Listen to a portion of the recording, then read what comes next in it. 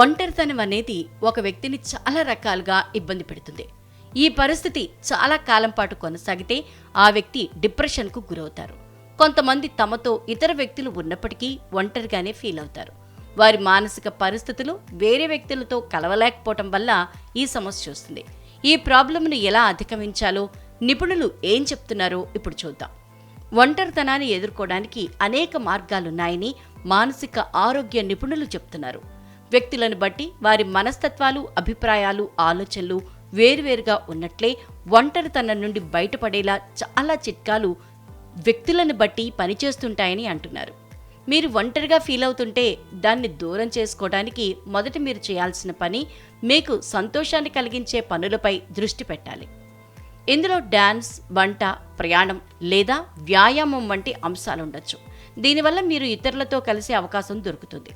ఇక్కడ మీరు నలుగురితో మాట్లాడే అవకాశం ఉంటుంది. ఇది మీకు మంచి అనుభూతిని కలిగిస్తుంది.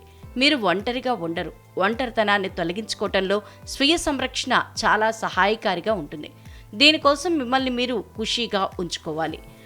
డైట్పై దృష్టి పెట్టండి. రోజు వ్యాయామం చేయండి. వర్కౌట్ చేయటమే కాకుండా రాత్రిపూట బాగా నిద్రపోవటానికి ప్రయత్నించండి. అందం, జుట్టు సంరక్షణ వంటి అన్ని విషయాల్లోనూ మిమ్మల్ని మీరు బిజీగా ఉంచుకోండి. ఇది మిమ్మల్ని మానసికంగా సంతోషంగా ఉంచుతుంది. ఒంటరితనాన్ని అధిగమించడానికి మీరు సినిమా లేదా వెబ్ సిరీస్ చూడవచ్చు. లేదంటే గార్డెనింగ్, మొక్కల్ని పెంచడం అలవాటు చేసుకోండి.